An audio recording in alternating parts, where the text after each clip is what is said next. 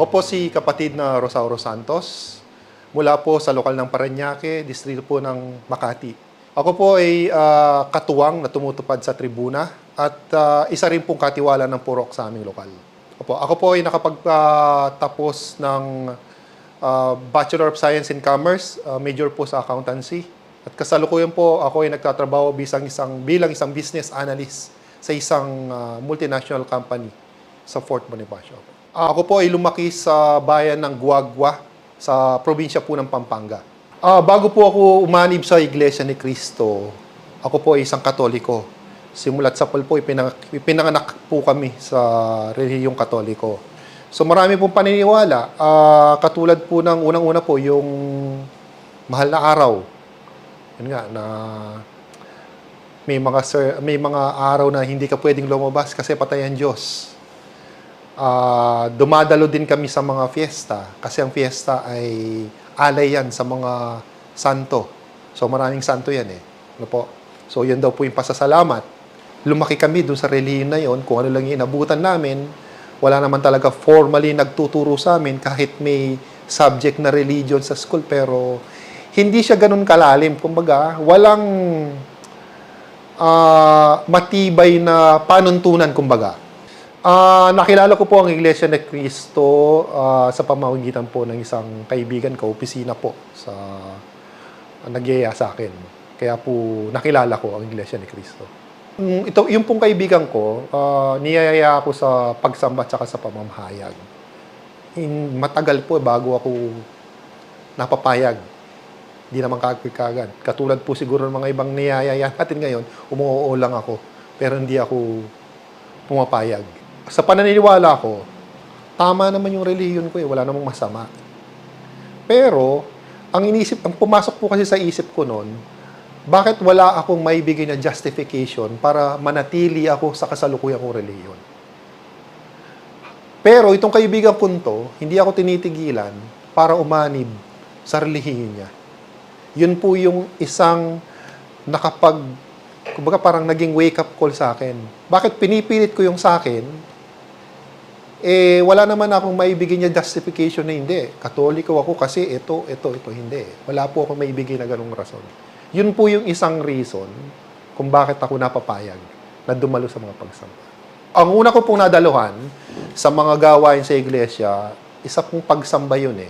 Ang tanda ko nga, hapon na pagsamba yun sa Tandang Sora. Ang una ko pong napansin doon ay yung kaayusan. Na sa aking sarili, naikumpara ko po sa relihiyon ng Katoliko.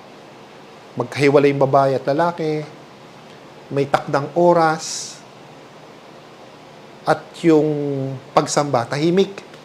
Marami pa rin akong mga tanong na gustong malaman, kaya nagpatuloy po ako. Alam ko, pagsamba, dumalo pa ako ng mga ibang pagsamba at pamamahayag. Nagpasya po akong maging Bible student. Tanda ko po mga early 2000. Pero yung mga panahon na yun, ganun pa rin po eh. Kumbaga parang, okay, baka siguro masagot dito yung mga iba kong tanong.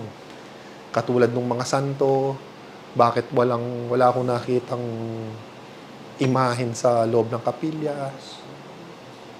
Yun po. Kaya po nagdesisyon akong magpa-doktrina. Sa mga lesson na natatanda ko sa doktrina, tinalakay po yung may isa lang Diyos eh. At bakit hindi tayo dapat sumamba sa mga Diyos-Diyosan? Isa pa, pati po yung paghahandog. Kasi isa po yun sa question ko dati, yung paghahandog. Nung pong dinodoktrinahan ako, yung pong sa aral na isa lang ang Diyos, ang ginagamit po kasi ng ministro ay Biblia lang eh. At talaga palang may nakasulat na ang Diyos mismo ang nagsabi na iisa lang ang Diyos. Kahit sa maraming talata, iisa lang ang Diyos at wala nang iba pa. Yung pala yung rason kung bakit sa Iglesia ni Cristo, walang mga santo, walang mga imahen. Pagkatapos po doon naman sa paghahandog, kumbaga itinalakay din po yun. Biblia din naman ang ginagamit ng ministro na lahat naman ng tinatangkilik natin galing sa Diyos. At karapatan, tungkulin natin na sambahin siya at magbigay ng pasasalamat at bahagi yun yung paghahandog. Yun po yung mga tumatak sa akin na talagang binasa mula sa Biblia. Kumbaga, hindi lang siya, kumbaga parang hinula lang or sinabi base sa sariling opinion. Kung noon po, wala akong makitang justification kasi lahat ng ginagawa ko, na kinamulatan ko lang yun eh. Wala namang nagturo sa amin na, ito pala dapat ang tama. O ito dapat ganito. Yung pangungumpisal, hindi naman pala aral yun.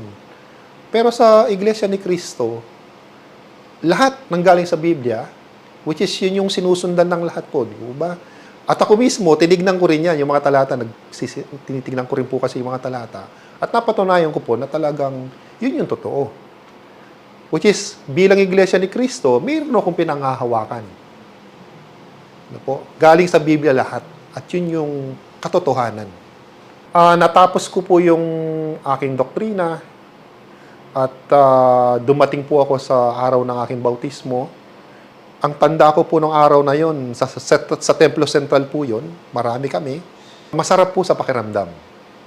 Yung maramdaman mo nung pagkalubog mo at officially tatawagin kang talagang kaanib sa Iglesia ni Cristo. Iba po yung pakiramdam eh. Hindi po may paliwanag yun eh. Ipinangako po sa ating Panginoong Diyos na anuman pong mangyari, anuman pong mga pagsubok ang aming danasin, maninindigan po kami bilang isang Iglesia ni Cristo, tumutupad ng aming mga tungkulin, tinutupad ang kanyang kalooban, magpapasakop sa pamamahala, ipapamahagi po ang aming pananampalataya sa iba.